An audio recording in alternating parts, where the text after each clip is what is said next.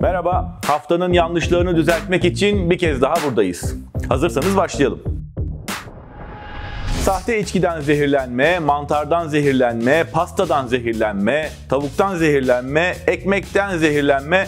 Zehirlenmeyi kimseden öğrenecek değiliz. Bugüne kadar bizi zehirlemeyen besin yok gibi. Ama bu hafta gündemi meşgul eden ıspanak zehirlenmesi bu kategoride bir ilk. Bu hafta yaklaşık 200 kişi ıspanak yedikten sonra hastanelere koştu. Zehirlenmenin nedenine ilişkin rivayet muhtelif. Tazeliğini korusun diye ıspanaklar çeşitli kimyasallardan geçirildi ve satışa sunuldu. Taze ıspanak aldığını düşünenlerse aslında zehir satın aldıklarının farkında bile değildi. Karar, Memurlar.net, Uçan Kuş gibi sitelerde yer alan haberlere göre Türk Yoğun Bakım Derneği zehirlenmelerin organofosfattan yani böcek öldürücü tarım ilacından olduğunu açıkladı. Aynı iddia Twitter ve Facebook'ta bol bol tekrarlandı. İddiaya göre dernek 10-15 gün boyunca ıspanak tüketilmemesi uyarısında bulunmuş. Doğrulandı denilen iddiaların gerçekten doğrulanıp doğrulanmadığını kontrol etmek bizim işimiz. Kontrol ettik. Yoğun Bakım Derneği'ne ulaştık. Böyle bir açıklamaları olmadığını söylediler. Yetkililerin açıklamalarına ve hastaların belirtilerine bakılırsa zehirlenmelerin nedeni ıspanakların arasına karışan yabancı otlar. Ispanağın masumiyetini ispatlamak tabii pazarcılara düştü. Onlar da ilk akıllarına gelen yola saptılar. Çernobil faciasından sonra kameraların önünde çay içen bakan gibi kameralar önünde çiğ ıspanak yediler. Evet, çiğ yiyorum.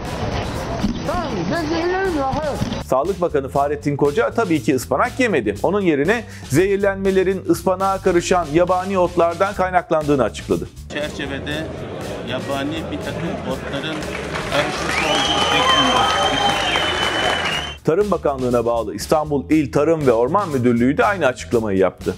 Ispanağa atropin ve skopalamin karışmış. Zehirlenmelerin sebebi bu. Bu telaffuzu zor şeyler nedir derseniz güzel avrat otu ve adam otu adıyla bilinen yabani otlarda bulunan bir takım maddeler diyebiliriz. Çeşitli illerde yabani olarak yetişiyor ve çeşitli tedavilerde kullanılıyor. Bilinçsiz kullanımda genel durum bozukluğu, şuur kaybı ve psikotik bulgulara neden olabiliyor. Bu arada buraya kadar gelmişken konuyla ilgili bir de köşe yazısını düzeltelim. Yazarı Mehmet Barlas. Hazır mısınız çocuklar? Sizi duyamadım.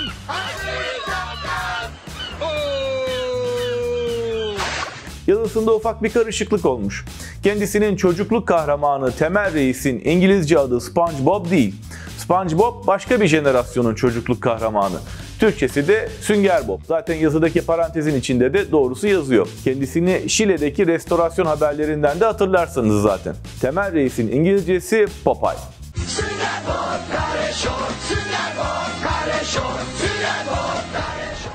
Patlıcangillerden başladık, oradan devam edelim. Cumhuriyet ve Tele1 gibi haber sitelerinde çıkan bir habere göre Facebook ve Instagram, şeftali ve patlıcan gibi cinsellik çağrışımı yaptığı varsayılan emojilerin kullanımını yasakladı. Peki gerçekten var mı böyle bir şey? Hayır. Bu konuda Batı medyası da sabıkalı. Independent ve Mirror gibi siteler de konuyla alakalı haber yapmıştı. 30 Ekim'de Mirror'ın hazırladığı haberde özellikle seks işçilerinin Facebook ve Instagram'da cinsel içerikli emoji kullanarak paylaşım yapmalarını önlemek için şeftali ve patlıcan gibi emojilerin kullanımının yasaklandığı belirtildi. 1 Nisan'da olsa haber şaka diyeceğiz ama değil. İşin doğrusu şöyle, Facebook'ta cinsel içerikli paylaşımlar hakkında bir takım kural ve kısıtlamalar var. Fakat cinsel içerikli tanımının neleri kapsadığı biraz muallak. Muallakta olmayan kısmı ise patlıcanı, şeftaliyi kapsamadığı. Hangi meyve ve sebzelerin kime ne cinsellik çağrıştırdığına kafa yormamışlar ama bu niye bizim aklımıza gelmedi diye hayıflanacak tanıdıklarımız yok mu? Var. Düzenli konuğumuz Ekrem İmamoğlu'nun Strasbourg'da yaptığı konuşmanın yol açtığı bir tartışma var. İmamoğlu'nun konuşmasında kayyum atamalarını eleştirmesine İçişleri Bakanı tepki göstermişti. Sen de Avrupa Birliği Parlamentosu'na gideceksin, Türkiye'yi ve oradaki belediye toplantısına gideceksin, Türkiye'yi şikayet edeceksin. Yazıklar olsun. Olaydan sonra sosyal medyada bir görsel yayıldı. Burada Fransız senatör Jacques Mézard'ın da Süleyman Soylu gibi düşündüğü öne sürüldü. Mezar, İmamoğlu hakkında ülkesini şikayet eden birini turist olarak bile Fransa'ya almazdım diyordu. İddia Antalya Güncel Gazetesi yazarı Ali Tongülüs'ün köşesine taşımasının ardından hızla yayıldı. İddiayı paylaşan isimlerin arasında neredeyse her hafta ismini bir kez programda geçirmek zorunda kaldığımız biri de vardı. Evet, Melih Gökçek. Sizden de bu Fransız senatör kim ola soruları gelince konunun detayına indik. Öncelikle Jacques Mézard iddia edildiği gibi senatör değil. 2017'den bu yana eski senatör. Kendisi halen Anayasa Konseyi üyesi. Bu bir tür anayasa mahkemesi. Gerekli tüm aramaları yaptık. Böyle bir açıklama yaptığına dair hiçbir kaynak yok.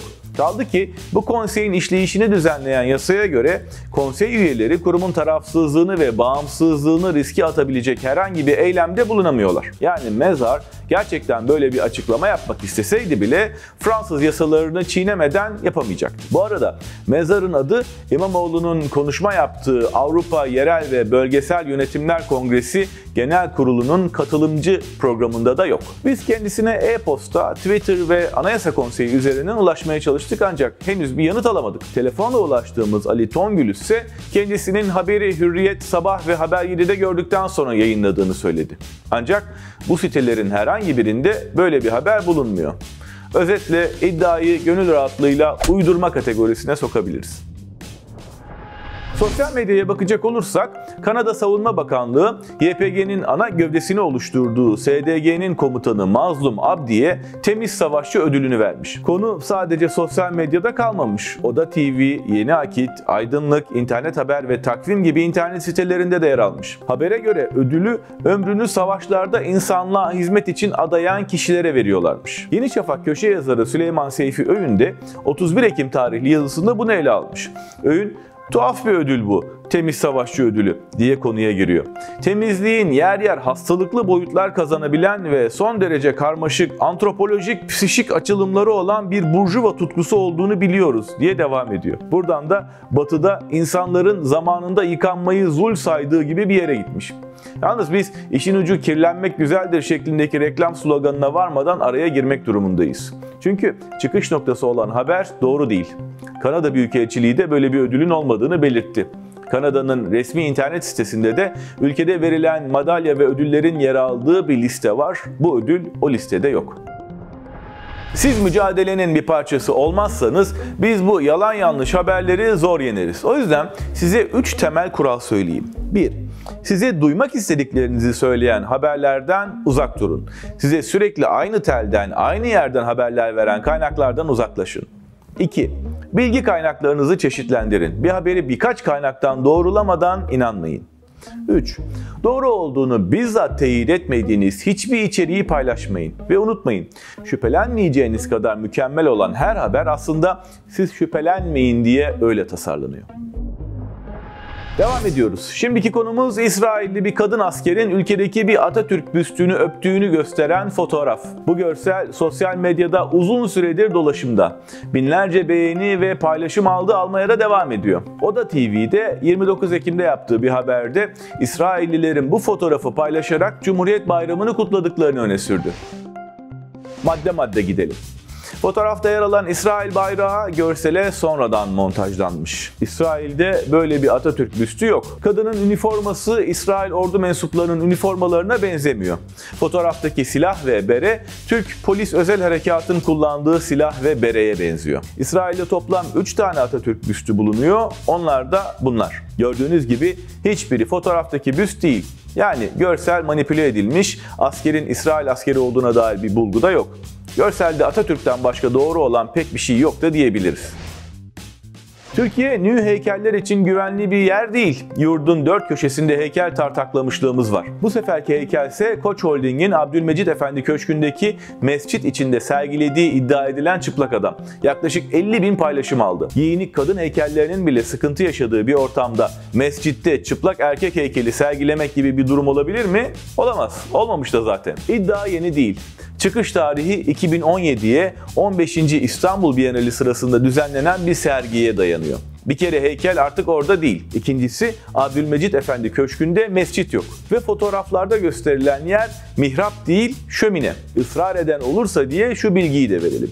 Aynı dönemde inşa edilen Yıldız Hamidiye Camii mihrabıyla Abdülmecit Efendi Köşkü'ndeki mihrap olduğu iddia edilen yapıyı karşılaştırdık. Farkı görebilirsiniz. Ayrıca Osmanlı mihrapları ile ilgili akademik çalışmalarda da mihrapların iç bükey ve önü açık şekilde tasarlandığı bilgisi var. Bu yapı ise dış bükey bir tasarıma sahip. Bu sayede bir şey daha öğrenmiş olduk. Sosyal medyanın yanı sıra çeşitli internet sitelerinde yer alan bir haber.